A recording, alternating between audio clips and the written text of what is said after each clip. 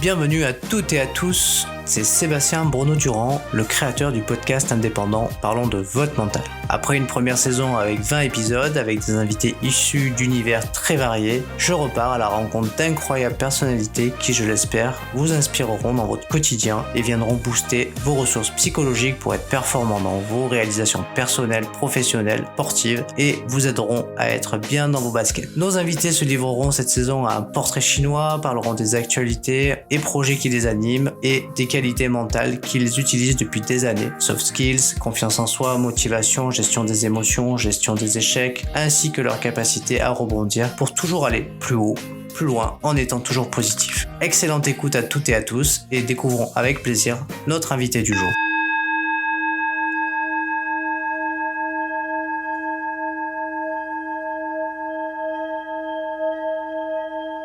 Bienvenue aujourd'hui dans le podcast Parlons de votre mental pour l'épisode numéro 6.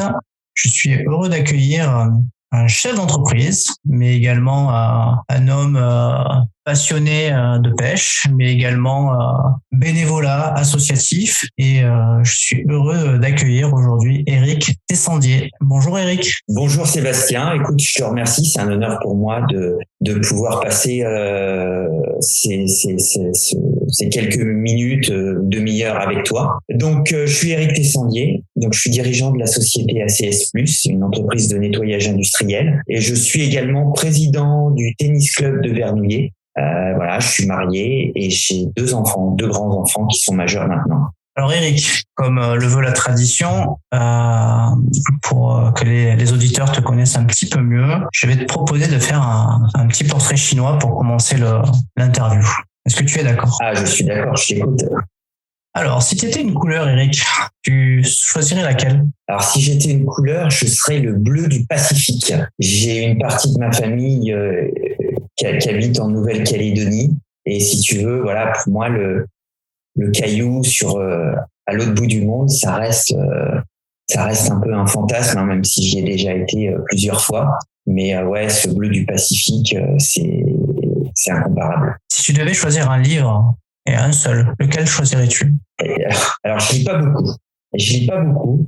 Il y a un livre que j'ai lu il y a plusieurs années qui m'a marqué. Alors, je vais me répéter parce que je vais encore utiliser le mot Pacifique, mais dans un autre sens, puisque c'est le livre de Dan Millman qui s'appelle Le guerrier pacifique. Et en fait, c'est une histoire qui raconte la rencontre entre un jeune athlète, un jeune gymnaste dans une université américaine et un pompiste d'une station-service. Et ce pompiste va devenir pour l'athlète un espèce de mentor. Il va lui apprendre à se débarrasser un petit peu de toutes les croyances qu'il a pu accumuler tout au long de sa vie pour découvrir vraiment qui il est, connaître ses points forts, ses points faibles et justement donner un sens à sa vie. Et c'est passionnant.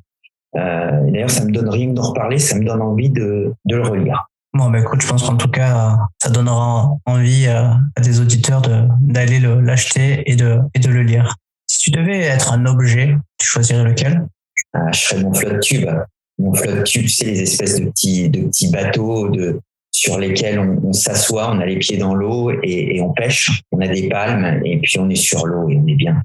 Oui, effectivement. En plus, j'ai souvenir que tu postes souvent sur, alors je sais plus si c'est Facebook ou Instagram, mais des photos où tu pêches c'est la Seine, il me semble. C'est sur la Seine. Non, sur la Creuse et puis des étangs. Non, je vais pas sur la Seine. Okay. Avec les péniches, j'ai pas confiance. C'est une innovation. Tu serais laquelle ? Une innovation. Je serais Internet. Je serais Internet parce que ça a complètement bouleversé nos vies. Et puis on travaille plus pareil depuis. Ça nous a peut-être asservi d'un côté, mais d'un autre côté, ça nous a ouvert aussi plein de libertés. Donc c'est contradictoire, mais voilà, ça a tout changé. Si tu étais à un moment de la journée, tu serais lequel ? Le matin. Le matin, j'adore le matin. Quand on se lève, tout est calme. C'est là que tout commence. Alors moi, je suis un lève-tôt en plus, parce que j'aime bien prendre mon temps le matin, lire mon journal, et puis commencer à bosser assez tôt. Et puis le jour qui se lève, c'est magique. Alors quand tu dis que t'es un lève-tôt, tu te lèves à quelle heure ? Entre 5h30 et 6h. Ah oui, c'est tôt quand même. Ouais, tous les jours en plus. Que je sois en vacances, c'est mon heure. C'est pas compliqué, c'est mon heure. Si tu étais une qualité, tu serais laquelle? Une qualité, je lâche pas, je lâche rien. Donc peut-être l'abnégation, le fait de toujours essayer, toujours ne rien lâcher. Si tu étais une saison, tu choisirais laquelle? Alors je pense que je serais le printemps. Le printemps parce que c'est le moment où la nature se réveille. En plus, il y a encore l'été derrière, donc l'hiver est loin. Et puis, tu vois, moi, je cours beaucoup.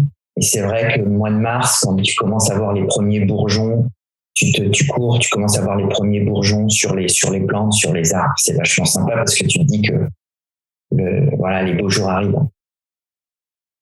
Et un petit dernier pour la route. Si tu étais un mot, tu choisirais lequel? Je serais allez avec la ponctuation. Comme dans les matchs de tennis. C'est ça, mais pas que, dans tout. Alors, on va revenir un petit peu sur ton parcours. Qu'est-ce qui t'inspire, ton parcours? Tu peux nous en parler un petit peu? Alors, ouais, déjà, je trouve qu'il est un peu tôt pour me retourner sur ce que j'ai fait jusqu'à présent. Donc, je suis plutôt, moi, déjà dans l'instant présent et dans le futur. Maintenant, peut-être une de mes satisfactions, c'est d'être sorti du chemin qui m'était tracé. Je suis très peu diplômé, tu vois, j'ai un bac que j'ai réussi à avoir un peu à l'arrache. Voilà, donc derrière, j'ai pas fait grand-chose en termes d'études. Hein. Et puis me retrouver aujourd'hui effectivement à la tête d'une société qui emploie une centaine de personnes. Ouais, c'est une satisfaction, ouais. C'est une satisfaction parce que c'était pas ce qu'on m'avait prédit. Alors, cette entreprise, tu l'as quand même faite grandir. Ouais. Elle n'était pas aussi prospère au tout début quand tu l'as prise et maintenant. Comment ça s'est passé exactement? Alors en fait, je l'ai pas prise, je l'ai créée. Moi, j'étais directeur commercial d'une société de nettoyage.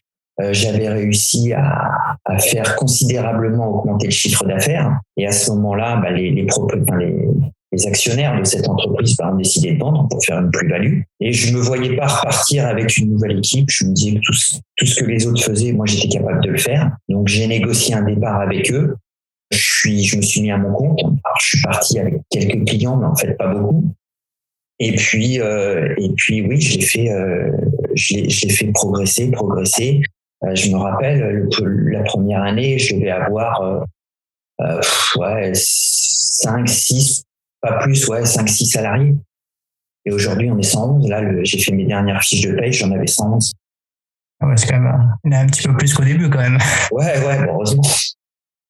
Bon, en tout cas, c'est super. Donc, bon, voilà. Donc, aujourd'hui, on t'interview pour Parlons de votre mental avec la casquette de chef d'entreprise et d'entrepreneur. Et puis après, tu pourras aussi nous parler de tes passions.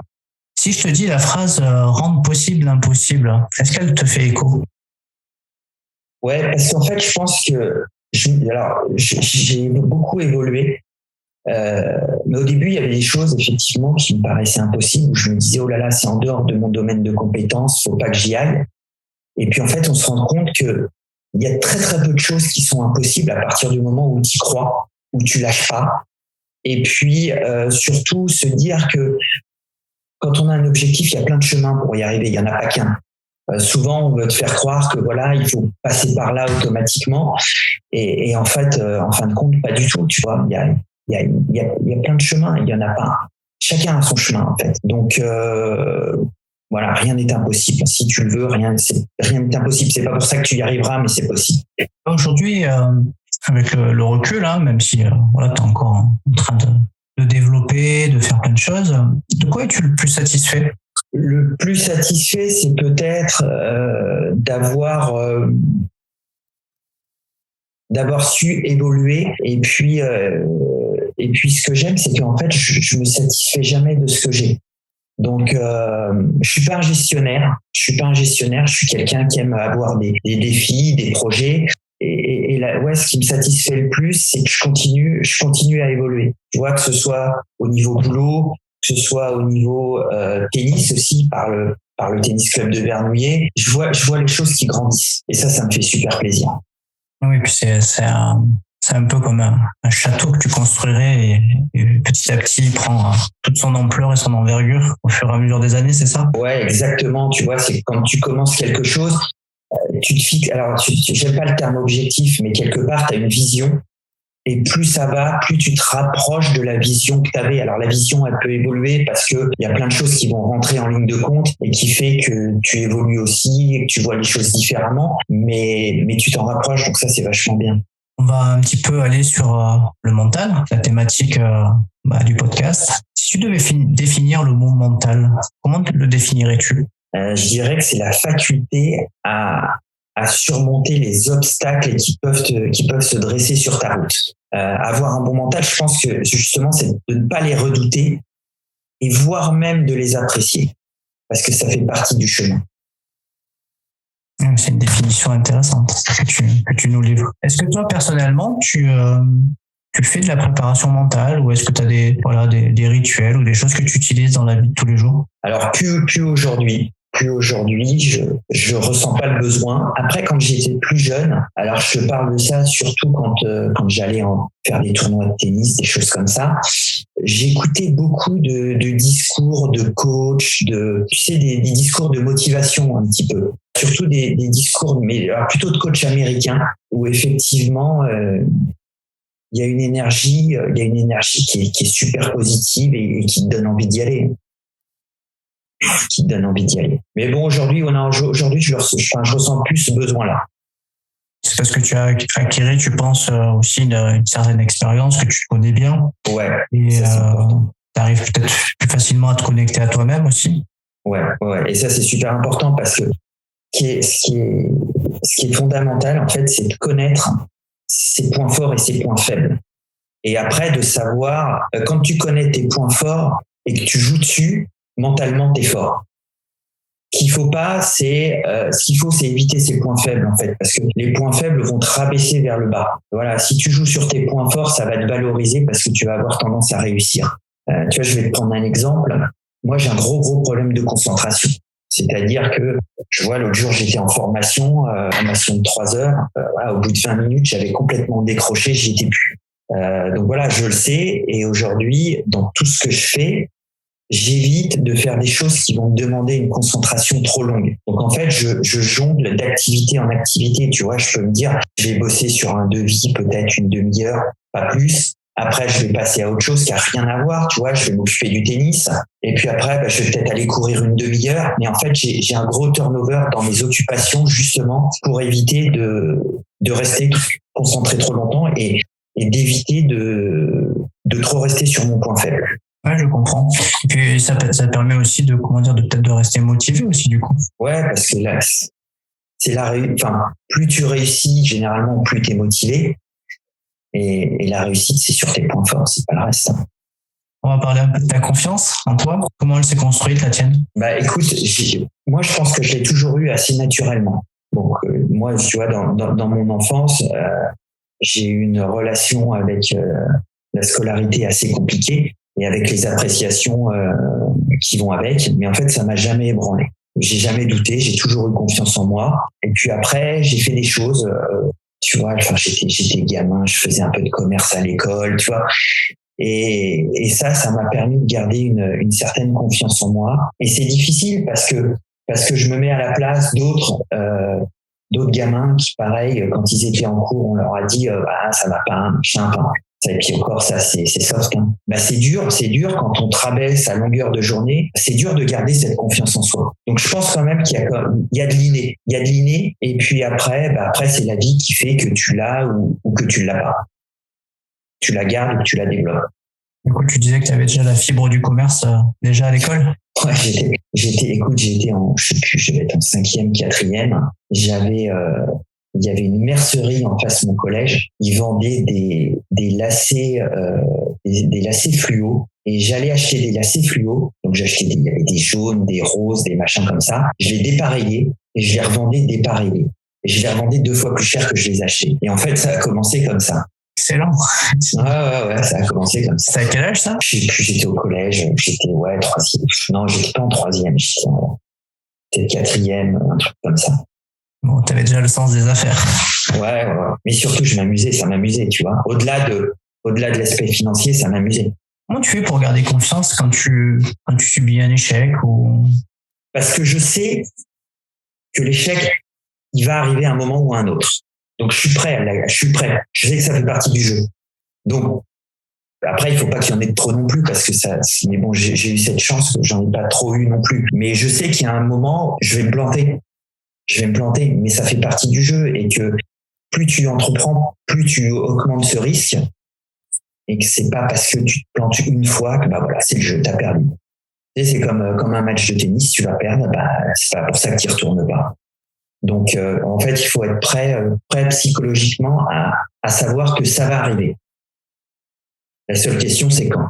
Donc, au final, il n'y a pas d'échec véritablement pour toi, en fait. C'est des expériences. C'est des étapes. Et puis, alors, tu sais, c'est des phrases bateau, hein, mais on ne perd jamais, on apprend. Mais quelque part, c'est vrai. C'est-à-dire que l'échec que tu as aujourd'hui, c'est ta future victoire demain. C'est ce qui te permettra de l'avoir. Donc, puis ça se, comment dire, beaucoup de personnes que j'ai pu interviewer, c'est souvent ce qu'ils disent, hein. Ça fait partie de l'expérience de pouvoir se planter pour pouvoir ensuite rebondir et aller gagner plus haut. Voilà. Exactement. Tu sais, la victoire, enfin, la réussite, c'est une satisfaction. Ça t'apporte que ça. Ça t'apprend rien t'apprends rien. La défaite, l'échec, c'est vraiment ce qui va te permettre de progresser. Tu disais qu'à l'école, souvent tu avais des remarques, tu étais rabaissé, que tu as dû t'affranchir du regard des autres à un moment. Ouais, enfin, en fait, t'as pas le choix.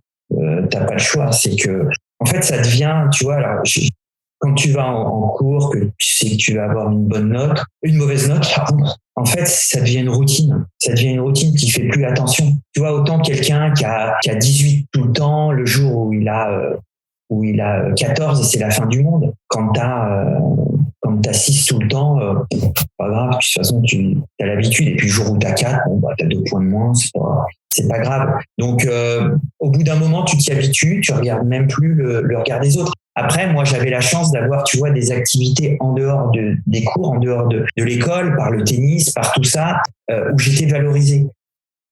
Donc, c'est ça aussi peut-être qui m'a permis un petit peu de garder la tête hors de l'eau. Mais voilà, t'as des gamins, ils ont pas ça. Et là, t'as intérêt à être costaud.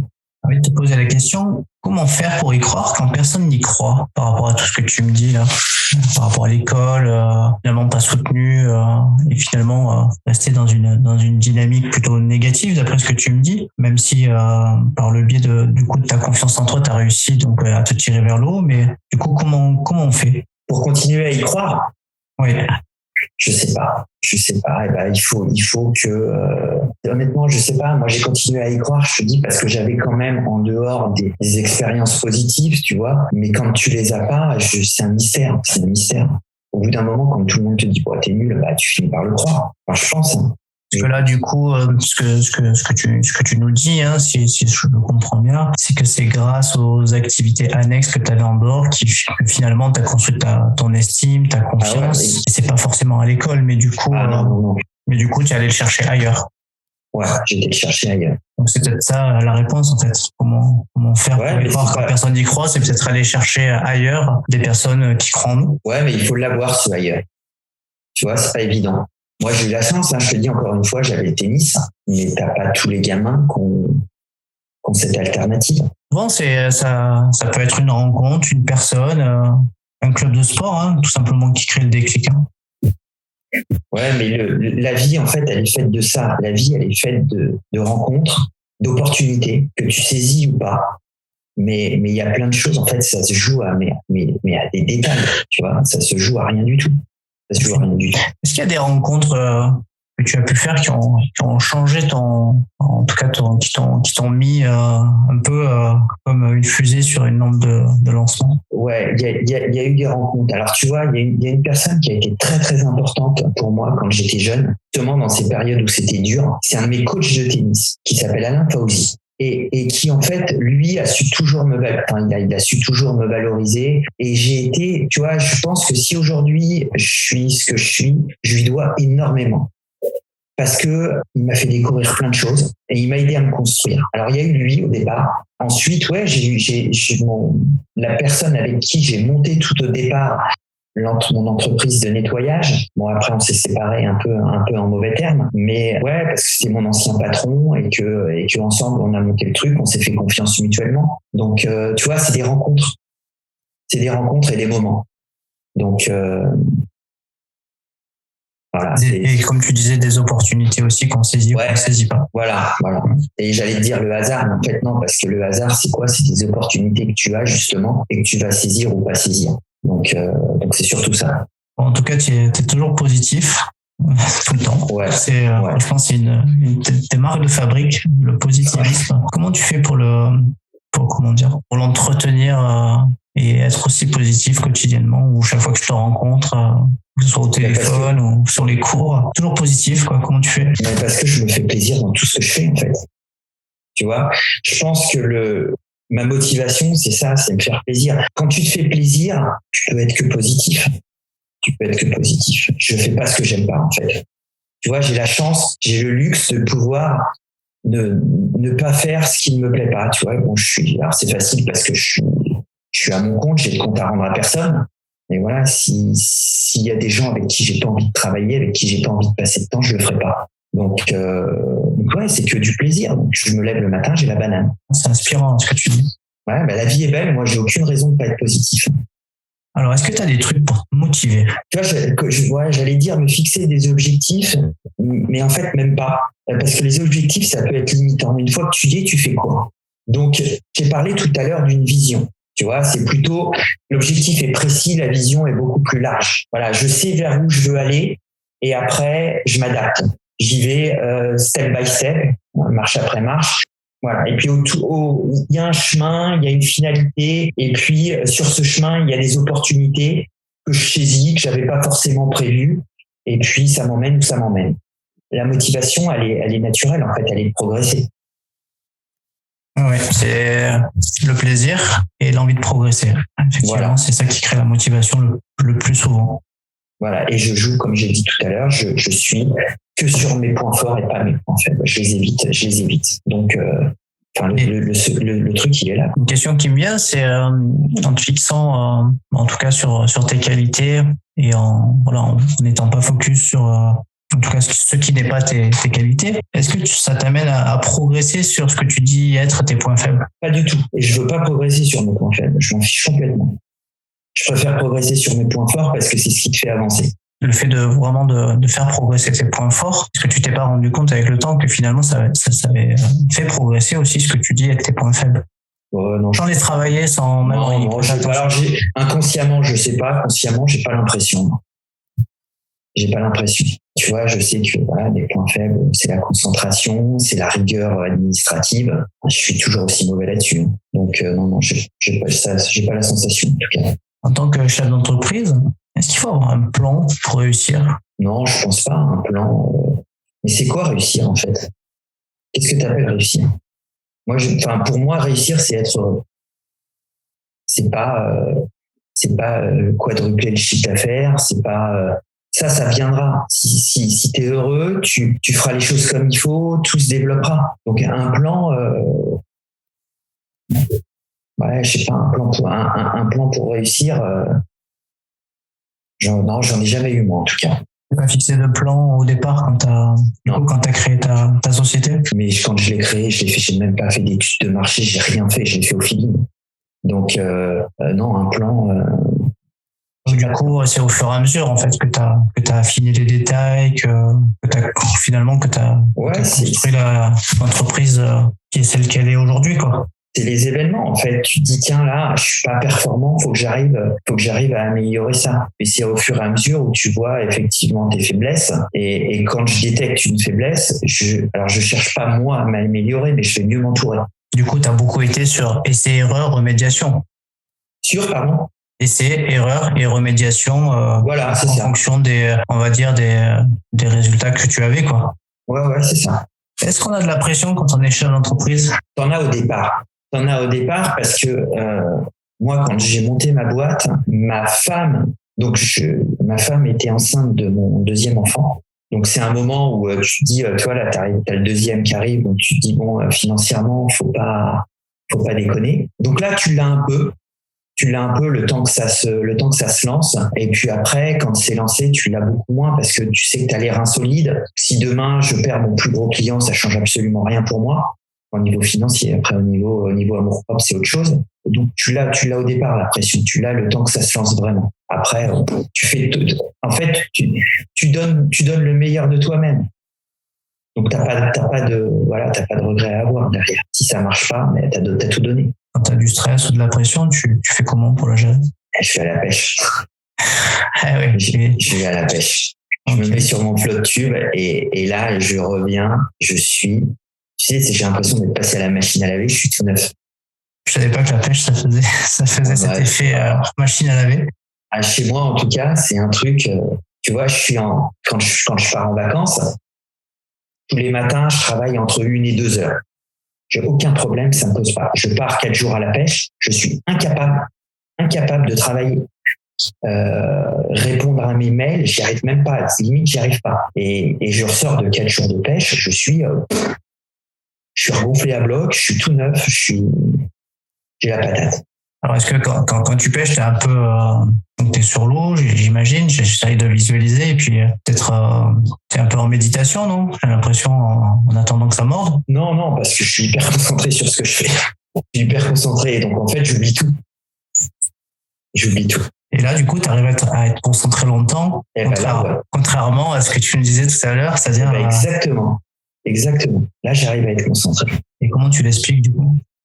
Parce que ça me plaît, c'est pareil, tu vois, quand je fais des formations, écouter un mec parler pendant 3-4 heures, à un moment, ça m'intéresse plus, voilà. Tandis que là, je suis dehors, je fais ce que j'aime, c'est naturel. Bon. Donc, du coup, si tu disais comment faites-vous pour rester concentré, tu me répondrais, je vais à la pêche. Mais tu sais, je m'étais pas fait la réflexion, hein. Mais t'habilles-toi sur quelque chose, effectivement, là, j'arrive à être concentré. Ah ouais, comme quoi, hein, quand ça doit être un moment où finalement toute ton attention est portée sur ton activité et comme il y a beaucoup de plaisir et c'est quelque chose que tu aimes, et du coup tu es tellement centré que tu es concentré un maximum. Ouais. Est-ce que tu penses que pour avoir une force mentale, il ne faut rien lâcher?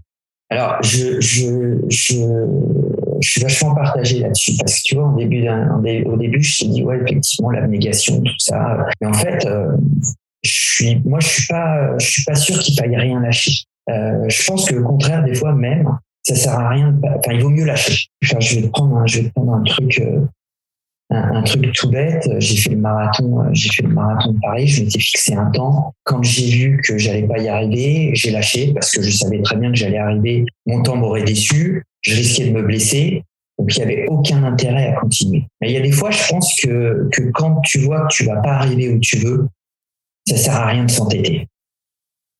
Quand tu es sûr que, enfin, vraiment, quand tu es dans une situation où tu es sûr que tu n'arriveras pas à l'endroit que tu t'étais fixé, bon, allez, il y a plein de choses à faire, passe à autre chose, te fatigue pas, te bouffe pas de l'énergie, et puis passe à autre chose.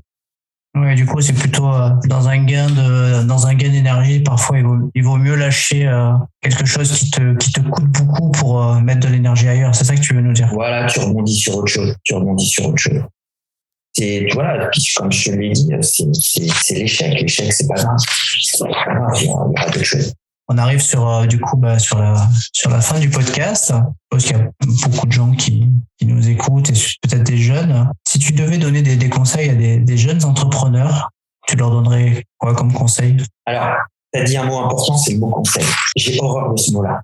Moi, je donne jamais de conseils. Je partage une expérience parce que on est tous différents et si moi je te donne par exemple, tous les deux on est différents. Si je te donne un conseil en me disant fais pas ci, fais pas ça, parce que moi j'y suis pas arrivé, toi tu peux très bien y arriver. Donc je donne pas de conseils en fait.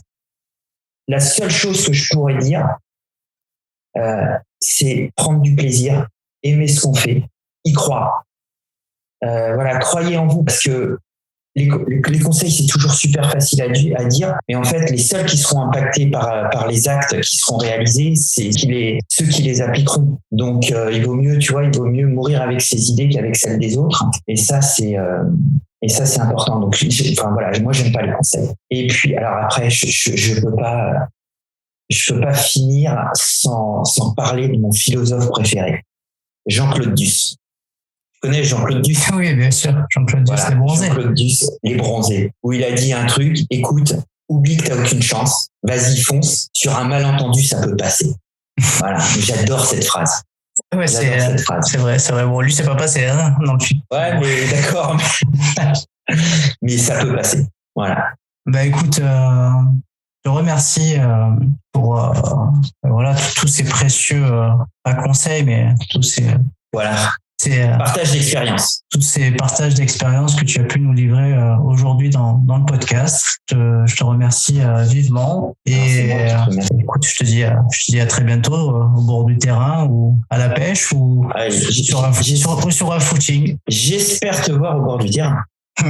Ouais, j'espère. Ça fait un moment que j'ai pas joué. Faudrait s'y remettre un jour. Un jour viendra. Faut pas toujours repousser au lendemain. Merci beaucoup, Eric. C'est moi, Sébastien. Merci, à bientôt. Merci pour tout. Salut. C'était Eric Tessandier, chef d'entreprise chez ACS+, et également dirigeant associatif pour l'épisode 6 du podcast Parlons de votre mental. J'espère que notre invité du jour vous aura inspiré et je vous donne rendez-vous la semaine prochaine pour aller cette fois-ci à la rencontre d'un athlète dont le métier est coach en vente pour un groupe pharmaceutique. Bonne semaine à toutes et à tous.